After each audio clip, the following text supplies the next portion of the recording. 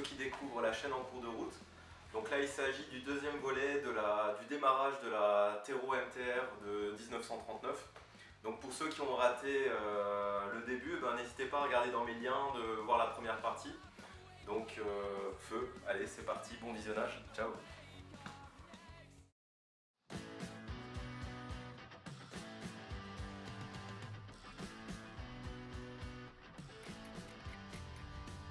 Voilà, c'est starté la fonctionne.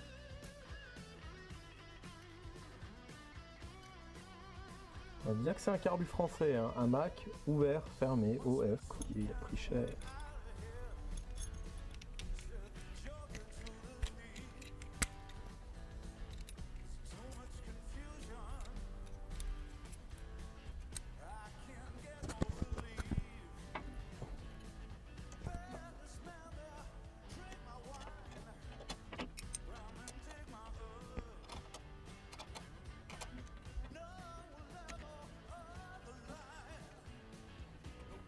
Ok, je viens de tester le tirage au niveau du gaz, ça a l'air de fonctionner. Reste à ajuster l'arrivée d'essence, bien sûr. Resserrer la cuve, mettre la durite.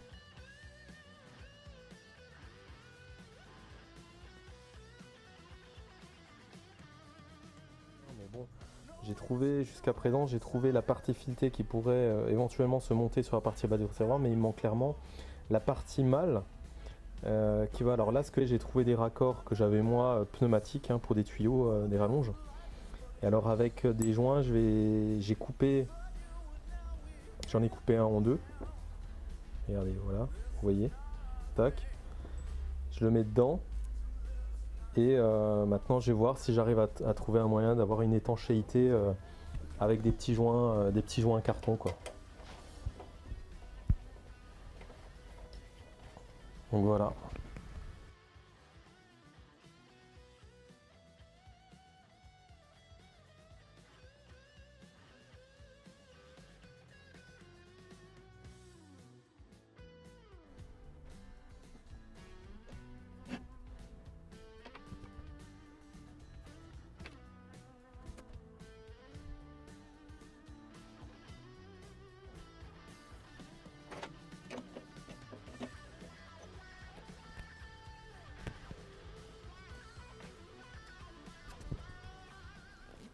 Je remets le petit ressort parce qu'il est super important, en fait il sert à donner la bonne courbure à la durite pour pas qu'elle touche la culasse.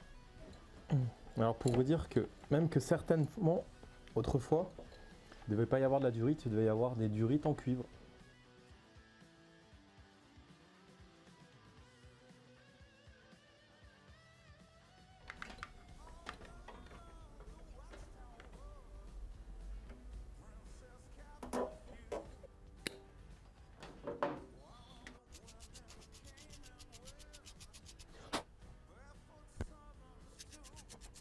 Donc le carbu est monté, il est propre, la bougie est montée, le réservoir est nettoyé.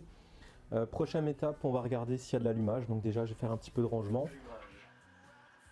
Essayez de pas se prendre une châtaigne.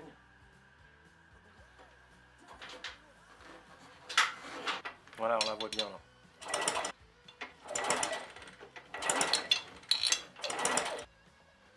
On va voir si elle pète.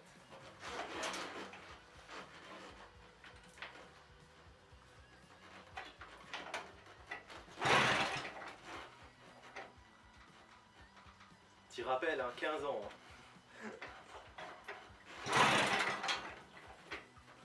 Séance, on dirait qu'il y a une vitesse. Voilà. Ah, on va mettre une fois le starter au milieu.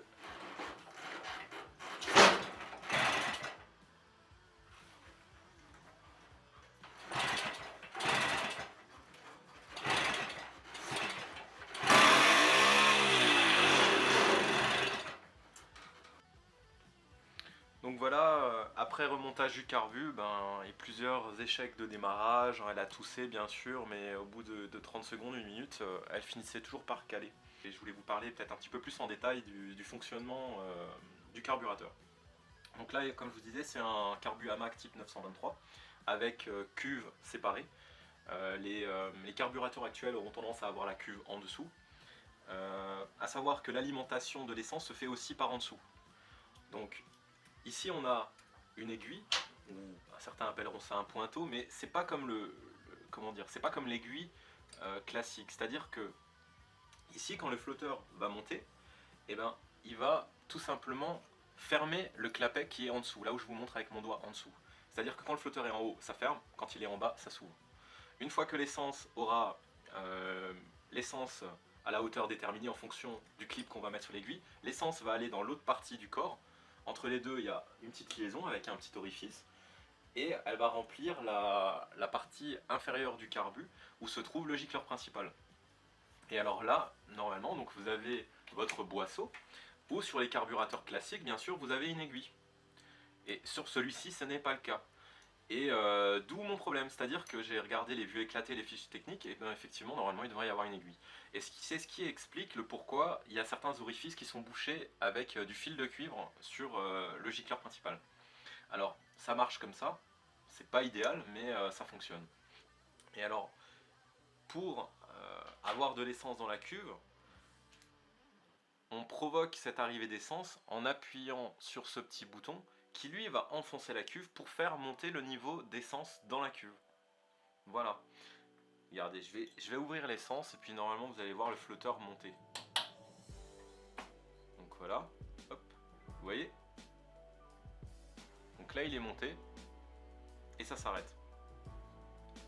Donc là c'est nickel, c'est bien réglé, c'est-à-dire que aussi l'étanchéité se fait quand même parce qu'une fois qu'il est monté, ben, la cuve ne continue pas de se remplir et derrière ça ne déborde pas non plus. Donc là c'est plutôt pas mal. Donc après quelques heures de réglage, j'ai enfin réussi à trouver dans mes pièces, on va dire, un truc adéquat. À savoir que dedans il y avait un boisseau, le voilà, qui était retravaillé. Il tournait sans aiguille. Or d'origine il y a une aiguille. Après, en plus de ça, le trou pour l'aiguille était bien trop gros, donc l'aiguille, quand je faisais des essais, ne pouvait pas boucher les différents gicleurs. Donc pareil, j'ai joué avec tous les gicleurs, hein, 55, 50, 65, 70, j'ai des courts, j'ai des longs. Alors après j'avais les longs, le problème c'est que le boisseau, quand il descendait, il touchait, l'aiguille rentrait bien dedans et tout, mais la course de boisseau était, on va dire, pas assez grande, donc ça accélérait parce que le boisseau ne descendait pas jusqu'en bas. Enfin voilà, c'était un peu le cirque. Mais dans mes pièces d'occasion, là dans mon Micmac, j'ai réussi à me démerder. Donc le mieux encore, c'est que je vous la démarre, je vous montre et que je vous fasse écouter tout ça.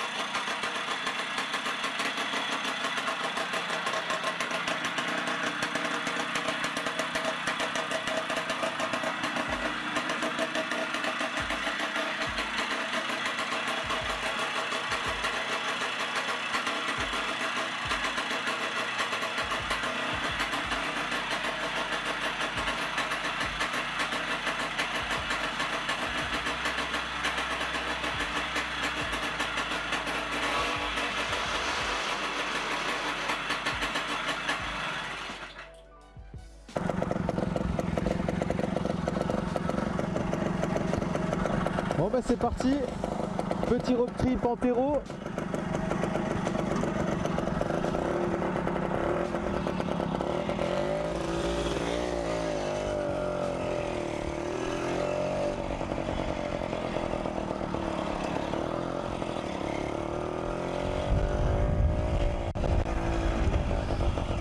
Petit rappel, il n'y a pas de câble de gaz, il n'y a pas de poignée, c'est ça?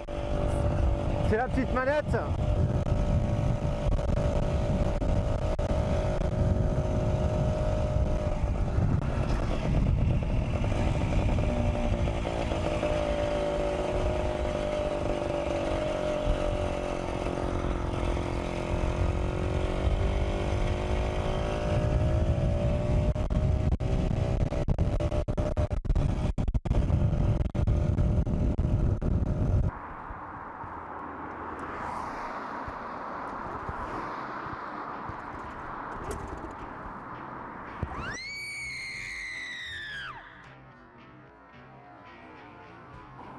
Bon bah je crois qu'on a le ressort du kick qui vient nous lâcher.